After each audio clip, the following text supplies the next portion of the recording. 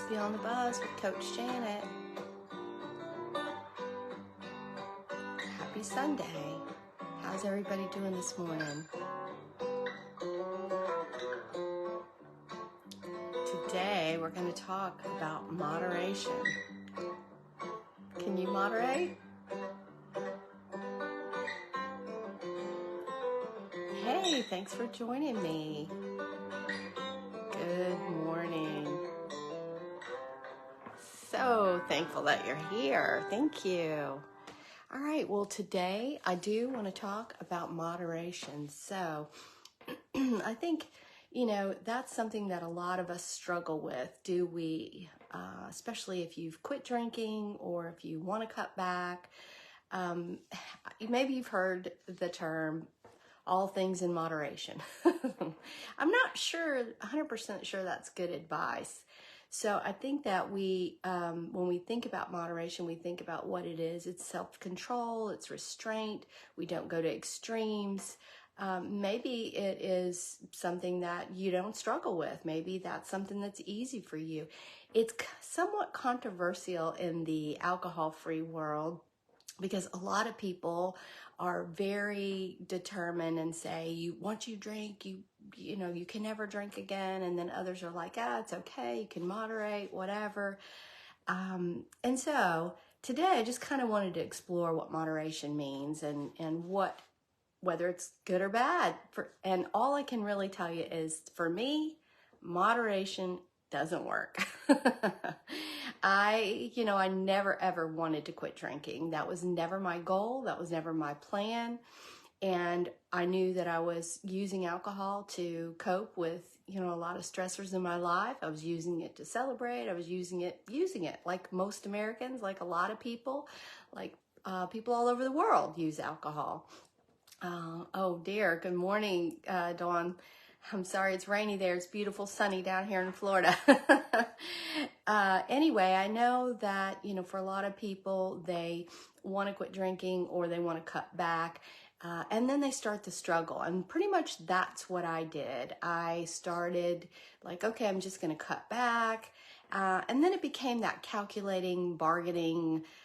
Should I have one drink tonight? Okay, I'm definitely not going to drink tomorrow. Okay, I have 2 drinks now. And then the wine glasses, how much is in this pour? How much is in that pour? How much am I going to drink? And it just seemed like a lot. So it was quite a bit of calculation struggle. It was just a lot of work to try to figure out to moderate. So I decided I was going to take a break. So in 2018, in August, I took a break and I quit for 28 days. Well, after that, I went right back to drinking. I tried to moderate. I would go 2 or 3 days without it. Then I would have a glass of wine. My problem was, once I opened the bottle of wine, it was like, a little bit more, just maybe another half, maybe and it just became a lot of work, a lot of problems. So I decided to take the break. And then you guys know I've been alcohol free for over 4.5 years. And I used to be so jealous of those people who could moderate. Those people.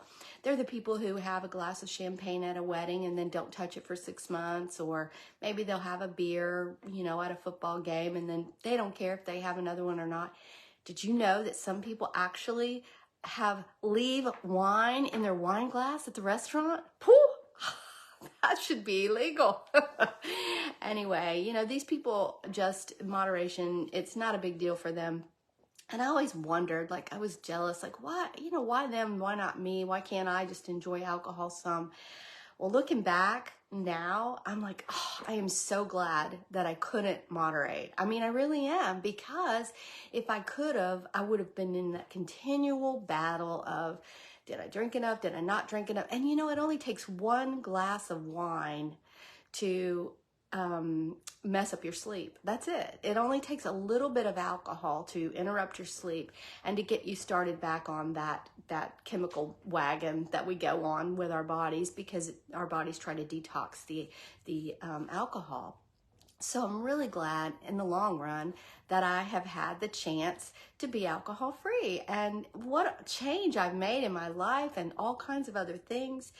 And I'm not here to say that it's good, right for everybody, or it's not right for everybody, but I just know it's right for me.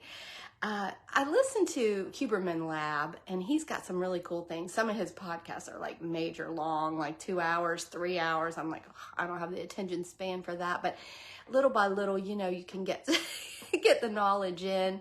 But anyway, the Huberman Lab, it was on alcohol in the brain. It was very interesting. And he talked about two kinds of drinkers. And he was saying the first kind of drinker is the kind who has a couple beers and then they just kind of feel tired. They're lethargic.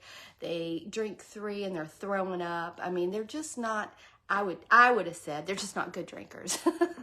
They don't get energized from alcohol. They get lethargic. It doesn't work well for them. They can't tolerate it well.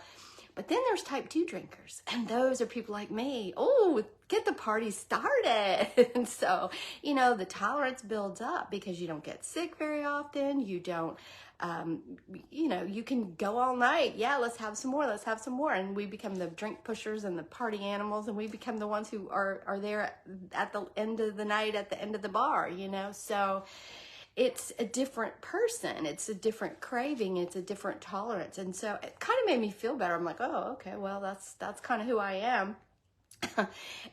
But it also makes it very easy for these folks to become dependent on alcohol.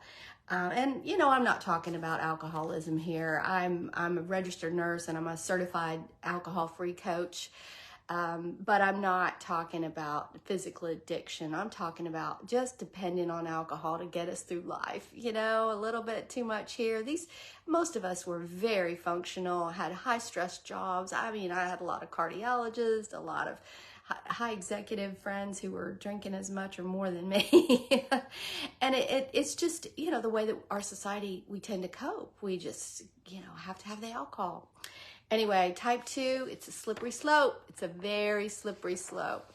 And I want to say that if you are not a type 2 and you can moderate, then that's fine. But I want to also share how beneficial it is to teetotal for a while. Take a break. Even if you don't drink much, make a concerted effort to say, I'm not going to have any for a while. Well, you guys know my story, 4.5 years, and couldn't be happier. Now, do I think that I could go back and have a glass of wine? Do I think I've reset, that I've learned my lesson? I don't know. I don't know. I'm still that type 2 kind of person. I'm still the one sober dancing until they turn the lights off at night. I don't know. But why would I? Why would I waste my energy calculating and worrying and adding that back to my life? It's so much better without it.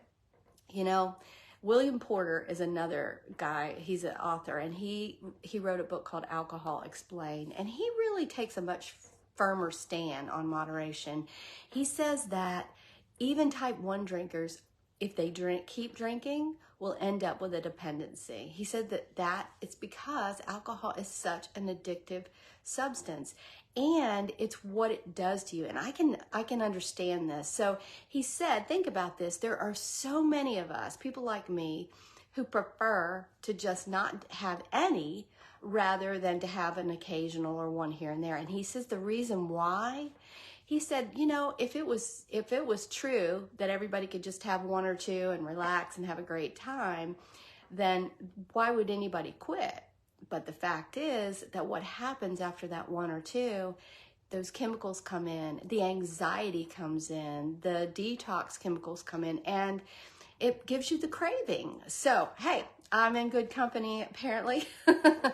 It's a good book, and if you're struggling at all with alcohol or thinking about making a change, read it. It's kind of a hard read, but he really talks about how we are not doing ourselves any favors by ingesting any alcohol at all. Well, bottom line for me, moderation doesn't work. Hey, I'm on the sugar thing too, and I have been dessert-free, refined sugar-free since April 1st. I did have one slip. But anyway, the fact is that I feel so much better when I don't eat a bunch of sugar.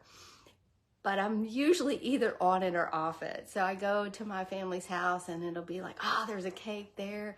And they'll say, you want a piece of cake? And I'll either say, oh, I'm off the sugar, or I'll say, give me a big slice, make it two. So, for me, the moderation thing is difficult, and it's just easier to just say no. And I know that's cliche, slippery slope. So what about you? Can you moderate? Is it easy for you? How about in other areas in our lives? I think that a lot of things are difficult to moderate. I think about even with certain foods. I mentioned sugar, but it's any kind of, you've seen how many times have you seen people who lose weight and they are all into healthy eating, and then they get down to their ideal weight, and then they start, oh, well, I can have one of these, I can have one of those. Guess what? It's the same thing. You have one and then the cravings start, and then the next thing you know, you have another. It's a slippery slope. And I don't know, some of us gain our weight back, go back and forth. It's just a lot of work, isn't it? Well, I just want to say, does it make you weak if you say moderation doesn't work well for you? No, I don't think it makes me weak. I think it makes me self-aware. I understand that it's something that I struggle with. I always have the choice. I have the choice to drink. I have the choice to eat the donut. I have the choice whether I'm going to exercise or not. We have a choice every day who we're going to be and what we're going to do. But making that choice to say, I don't want any, is not a weak choice. It's a wise choice if you struggle at all. All right, guys. Well, that's kind of my spiel for today. I don't always talk about alcohol, but I think the principle about moderation goes to so many other things as well. I hope everybody has a beautiful Sunday, and next week is Father's Day. Next week we're going to talk about 5 gifts to give your father. Guess what? It's not a Rolex. All right. Everybody have a great Sunday. I'll see you next week. Thanks so much for joining me. Hey, if you would you share my page? I would really like to build my page. I would like to get this message out. All right, guys. Bye.